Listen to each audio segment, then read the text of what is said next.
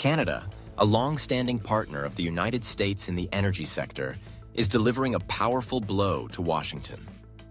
In the heart of Washington, the atmosphere was thick with anxiety as news broke that Canada had decided to cut off $13 billion in oil exports to the United States.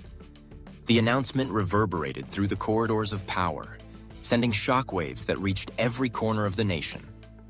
It wasn't just a sudden halt in oil supply. It was a seismic shift in the energy landscape that left policymakers scrambling for answers. The implications were profound, reaching far beyond the immediate economic strain that would soon grip the country. As the sun rose over the capital the next day, the reality of the situation began to sink in.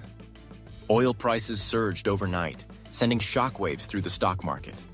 Gasoline prices at the pump soared, with many Americans waking to find their usual fill-up costing nearly double what it had just a week prior. Grocery stores faced unprecedented challenges as the cost of transporting goods skyrocketed, leading to inflated prices for essential items. The average American family, already grappling with the lingering effects of inflation, now found themselves at the mercy of a crisis that felt both sudden and inevitable. In the days that followed, the impact of the Canadian decision became increasingly evident. Airlines, already struggling to recover from the pandemic, faced the grim prospect of grounding flights due to skyrocketing fuel costs. Transportation sectors, from trucking to public transit, began to buckle under the weight of rising expenses, threatening to disrupt the flow of goods and people across the nation. The very fabric of American life seemed to fray, as families faced tough choices between heating their homes and buying food. Meanwhile, in the halls of power, a sense of urgency permeated discussions. This was not merely a reaction to U.S. policies, it was a strategic pivot by Canada, a nation that had long been a reliable partner in energy supply. The decision to turn away from the U.S. market in favor of more lucrative contracts with China, India, and Europe signaled a dramatic shift in the geopolitical landscape. As Canada sought to maximize its profits, the implications for American influence in the global energy market became glaringly apparent. The United States, once a dominant player, now found itself scrambling to adapt to a new reality where its northern neighbor was aligning itself with the rising powers of the East. As winter approached, the stakes grew even higher. States that relied heavily on Canadian electricity braced for the possibility of rolling blackouts. New York, California, and Michigan, among others, faced the very real threat of power shortages as demand surged and supply dwindled.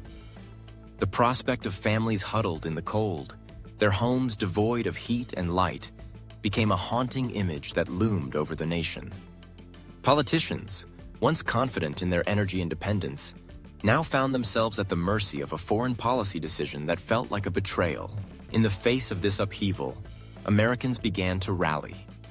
Grassroots movements sprang up, urging local governments to invest in renewable energy sources and to prioritize energy efficiency measures. Community leaders found themselves at the forefront of discussions about sustainability, urging their constituents to embrace solar panels, wind energy, and conservation efforts.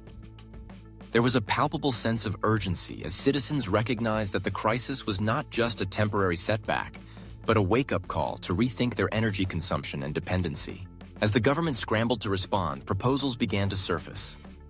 Some lawmakers called for a national energy summit, envisioning a collaborative effort to forge a new path forward. Others pushed for a renewed emphasis on domestic production, advocating for drilling in previously protected areas and fast-tracking permits for renewable energy projects.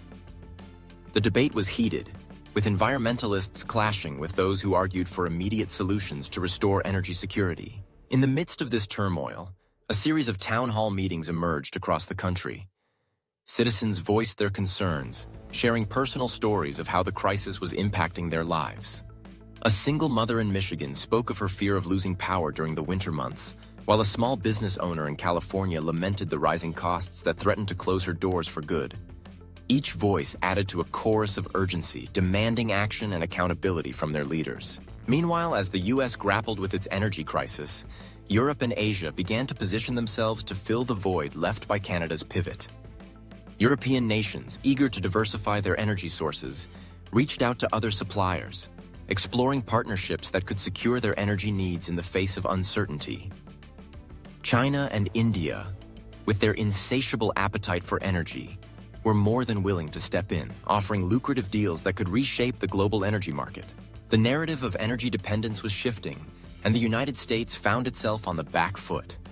As Washington debated its next steps, the realization dawned that this crisis was not just about oil and gas. It was about national security, economic resilience, and the future of American influence on the world stage. The urgency of the moment was palpable, and the choices made in the coming weeks would define the nation's trajectory for years to come. In the face of adversity, America had always been resilient. The energy crisis, while daunting, served as a catalyst for change. It sparked a national conversation about sustainability, energy independence, and the urgent need for innovation.